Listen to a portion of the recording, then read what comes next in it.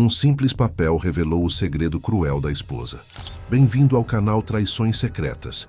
Quando a confiança se quebra e a verdade aparece. Você confiaria cegamente na pessoa que dorme ao seu lado todas as noites? E se um simples pedaço de papel, esquecido dentro de uma bolsa, revelasse um segredo capaz de destruir tudo o que vocês construíram juntos? Até onde vai o amor? Quando a verdade se transforma em uma ferida aberta.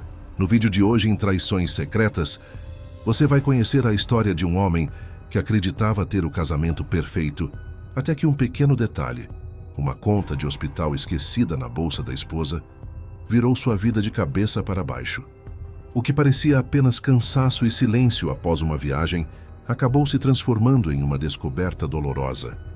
Um teste de DST feito às escondidas, um comportamento estranho e uma verdade que ele jamais imaginou ouvir. Prepare-se, porque o que você vai ouvir agora é uma história real de amor, culpa, traição e recomeço, onde você vai entender como um casamento construído sobre confiança pode ruir em questão de dias e o quanto é difícil reconstruir a própria dignidade depois que o coração é partido. Antes de começarmos, não se esqueça de curtir, comentar, compartilhar, se inscrever no canal e ativar o sininho, para não perder nenhuma história emocionante como esta. Quanto mais você interage, mais o YouTube indica nosso vídeo para outras pessoas, ajudando a nossa família a crescer. Se você ou alguém que conhece já passou por uma experiência marcante de traição, superação, ou descobriu uma verdade que mudou sua vida, compartilhe conosco. Sua história pode ser contada aqui no Traições Secretas e ajudar outras pessoas que vivem situações parecidas. Envie seu relato para o nosso e-mail, que está na descrição. Garantimos total sigilo e, se preferir, sua identidade será preservada. Não guarde apenas para você. Conte sua história e faça parte da nossa família. Então vamos à história. Eu ainda me surpreendo com a maneira como um pedaço pequeno de papel, encontrado na bolsa da minha esposa, revolucionou a minha existência. Eu, Felipe, tenho 37 anos. Havia casado com minha amada da universidade há 10 anos. Antes disso, éramos um casal há 6 anos. Portanto, nos conhecíamos há 16 anos. Eu a chamarei de Jéssica, 37 anos. Ela era minha colega de classe na universidade e eu a considerava minha alma gêmea. De fato, ela era. Há um mês, a amiga de Jéssica se casou em um conto de fadas em Las Vegas. Jéssica e eu também estava convidado, mas um imperativo profissional me impediu de ir. Foi um evento luxuoso que durou uma semana. Quando Jéssica voltou, ela estava estranhamente silenciosa. Perguntei se estava tudo bem. Ela respondeu que estava apenas cansada após a semana de festividades. Isso me pareceu natural. Então eu lhe dei o espaço de que precisava. Mas comecei a me preocupar quando seu comportamento mudou. Jéssica, normalmente tão alegre, parecia carregar um fardo invisível. Um véu de mistério envolvia seus gestos, seus silêncios. A mulher que eu acreditava conhecer parecia ter se transformado em um enigma indissolúvel. Fria comigo, ela não era apenas silenciosa, mas havia se tornado irritável. Jéssica se agitou e se exaltou a cada conversa. Nossa vida íntima, outrora florescente, havia se reduzido a nada. A cada tentativa de aproximação, ela me repelia com raiva, dizendo estar de mau humor. Isso fazia quase um mês desde seu retorno do casamento, e nenhum momento de intimidade havia sido compartilhado. Como se isso não fosse suficiente, uma descoberta em sua bolsa semeou o terror em minha mente. Uma conta de hospital. Jéssica havia feito um teste de DST logo após seu retorno. Por que um tal teste? E por que ela havia me escondido isso? Meu amor por ela era incondicional, mas eu não podia ignorar um sinal de alerta tão óbvio. No entanto, eu não estava pronto para confrontá-la sem entender completamente a situação. Mergulhei em pesquisas aprofundadas, descobrindo depoimentos de homens e mulheres cujos parceiros haviam secretamente feito testes de DST. Muitas vezes, isso indicava uma infidelidade. Estou aqui para compartilhar minha história, me perguntando se estou superinterpretando os fatos. Com uma culpa pesada, eu vasculhei o telefone da Jéssica. Eu examinei suas conversas, suas chamadas, mas nada indicava um comportamento suspeito. Suas contas nas redes sociais eram igualmente irrepreensíveis. Eu não sabia mais se deveria me sentir culpado por minhas dúvidas, ou deveria me tranquilizar pela minha vigilância. Considerei entrar em contato com os amigos que assistiram ao casamento com Jéssica para verificar se algo incomum tinha acontecido. No entanto, eram os amigos de escola da Jéssica.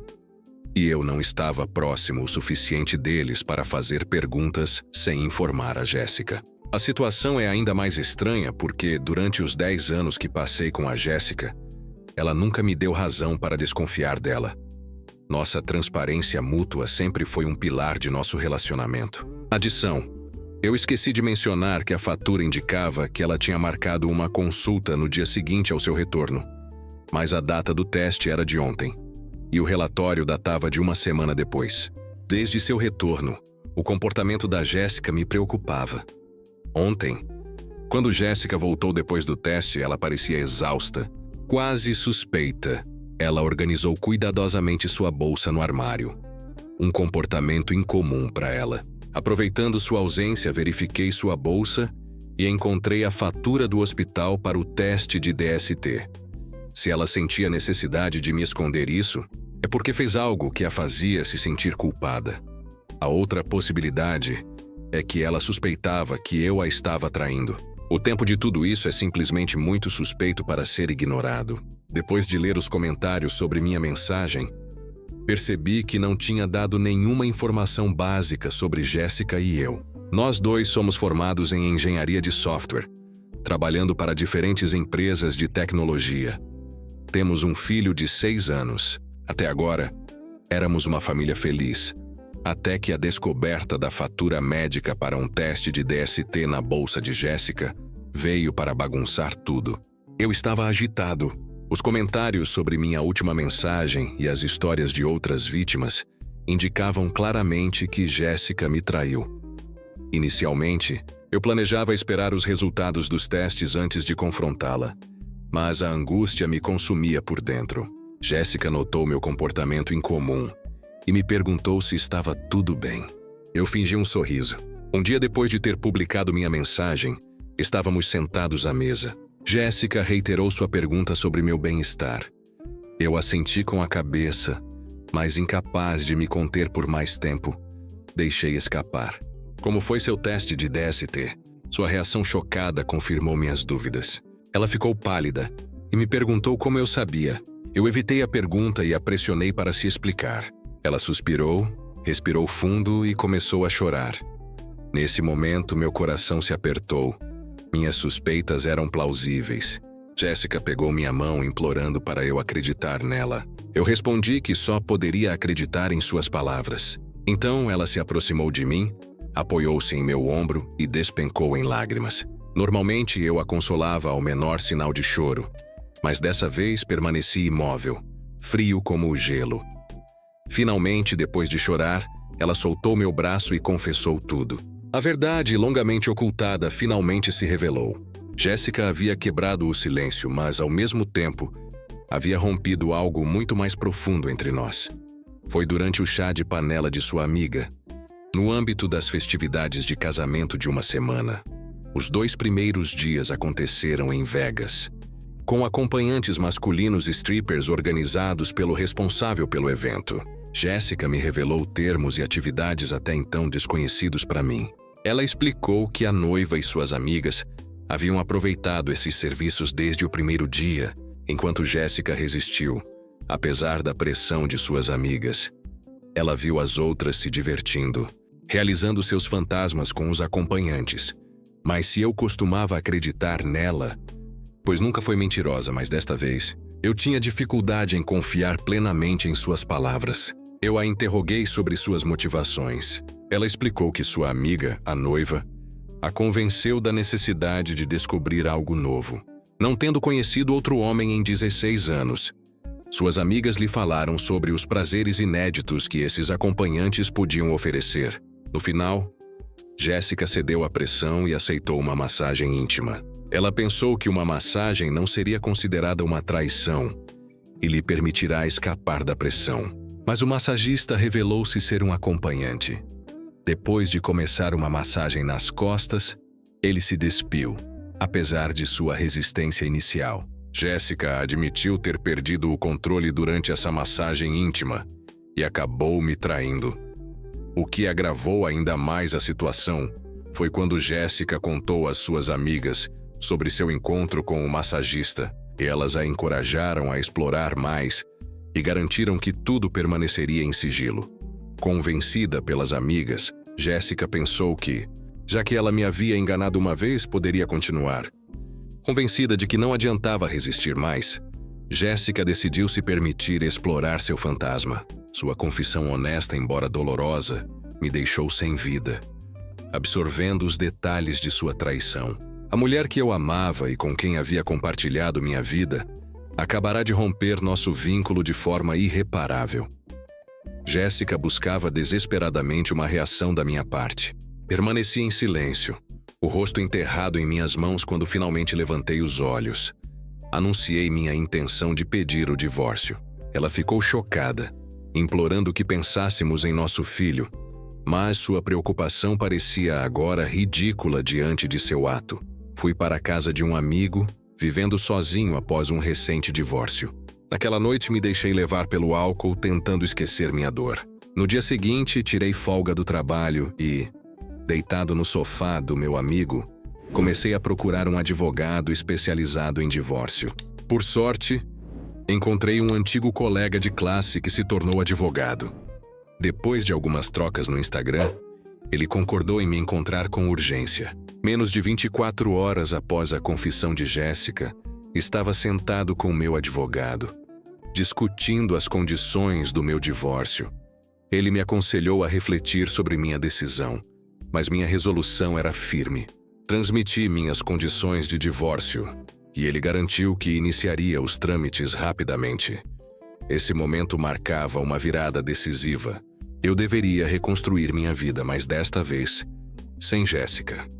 Pedi ao meu advogado para acelerar o processo de divórcio, desejando concluir esse período doloroso o mais rápido possível. Para aqueles que poderiam pensar que eu estava agindo por impulso, eu queria esclarecer. Minha decisão era bem ponderada. Eu amava Jéssica, mas não à custa do meu próprio respeito e da minha dignidade quando cheguei em casa. Esperava encontrar a casa vazia, mas Jéssica estava lá. Sua silhueta parecia diminuída, tingida de tristeza. Ela se precipitou em minha direção, buscando desesperadamente me abraçar, questionando minha ausência. Hesitei em afastá-la, mas sua vulnerabilidade me impediu de fazê-lo. Enquanto a deixava me apertar em seus braços, eu permaneci impassível, sem tocá-la. Ela implorava meu perdão, mas eu só podia responder com um silêncio. Ela mencionou nosso filho, me informando que o havia confiado aos meus pais. Eu me libertei de seu abraço e me tranquei em meu quarto. Embalei rapidamente meus pertences essenciais e deixei a casa enquanto ela estava ocupada em outro lugar. Ela tentou me seguir, mas não olhei para trás. Depois de me registrar em um hotel, fui ver meu filho na casa dos meus pais. Eu estava com vontade de contar tudo a eles, mas me abstive, tendo outras preocupações em mente. Já faz quase uma semana que trabalho do hotel, tendo pedido para realizar meu trabalho à distância. Jéssica tentou me contatar de todas as formas: ligações, mensagens de texto, mensagens de voz. Ela até apareceu no meu local de trabalho. Procurou por meu amigo e nos bares e restaurantes que costumávamos frequentar. Amigos me contataram hoje, preocupados com o meu estado. Eles me disseram que Jéssica estava me procurando por toda a cidade. Quando me perguntaram se ela havia revelado a razão da minha partida, descobri que ela mencionou apenas uma discussão severa. Eu os garanti que estava seguro, mas que precisava de tempo para me acalmar. Mais tarde liguei para meu advogado para verificar os documentos do divórcio. Ele me informou que seriam enviados em breve. Agora, espero sua chegada para poder finalizar essa questão. Sinto muito, mas não encontro nenhuma desculpa para o ato de Jéssica, que escolheu explorar seus fantasmas com outra pessoa. Suas ações não apenas traíram nosso casamento, mas também levantaram questões sobre o tipo de amigos que encorajam uma mulher casada a ser infiel. Ela estragou nossos anos juntos por fantasmas efêmeros. Fico me perguntando se isso valeu a pena. Depois de 10 dias, os documentos do divórcio chegaram. Eu voltei para casa no sábado seguinte. Jéssica estava deitada no sofá imóvel, enquanto nosso filho brincava na sala. Meu filho me recebeu com um abraço, mas Jéssica permaneceu distante. Eu brinquei um pouco com meu filho. Depois me sentei de frente para Jéssica. Ela me olhou sem emoção e me perguntou o que eu queria. Eu apenas sorri sem responder. Jéssica. Ela então admitiu sua culpa e sua responsabilidade, mas tentou justificar seu ato dizendo que havia feito o teste de DST pela minha segurança e evitou relações sexuais para me proteger. Eu te amo. Sinto muito pelo que fiz, declarou, insistindo que escolheu confessar a verdade em vez de mentir. Ela me perguntou o que poderia fazer para consertar as coisas. Minha resposta foi clara. Ela precisava confessar sua traição diante de nossos respectivos pais. Ao ouvir esse pedido, seu olhar se endureceu, mas ela acabou aceitando, entendendo que era uma condição não negociável para mim. Depois de ligar para nossos pais, ela parecia derrotada. Mais tarde, enquanto eu tomava um banho, ela entrou para me informar que havia preparado o almoço. Apesar do meu desejo de evitar, me juntei a eles. Consciente de que provavelmente seria nossa última refeição em família durante a refeição, eu estava dominado pela tristeza ao pensar em meu filho e no impacto que essa situação teria sobre ele. Eu sabia que alguns me julgariam por ter terminado nosso casamento por um erro de Jéssica, mas eu permanecia convencido de que era a decisão certa para meu próprio respeito e bem-estar. Depois de colocar nosso filho para a soneca, Jéssica voltou para o nosso quarto. Ela tentou me tocar, falando sobre os resultados do teste de DST. Em um momento de fraqueza, cedi às suas investidas. Foi um momento de intimidade intensa, mas depois, eu estava preenchido de culpa e tristeza. Apesar da dor, eu sabia que precisava me afastar dela para sempre. Ela foi a única mulher que amei nos últimos 16 anos, e me separar dela me destroçava. Mas eu não podia permanecer em um relacionamento construído sobre a traição e a dor. O arrependimento me invadiu após ser íntimo de Jéssica. Percebendo que isso poderia lhe dar uma falsa esperança de reconciliação, ela adormeceu em meus braços, um sono profundo que parecia ter escapado há muito tempo. Por um momento, ao contemplar seu rosto adormecido, fui tentado a voltar atrás da minha decisão, mas rapidamente afastei esse pensamento. Quando nosso filho veio bater à porta, compartilhamos um momento de felicidade em família. Foi tão doce e natural que meu coração quase vacilou, mas lembrei-me do motivo pelo qual tomei minha decisão.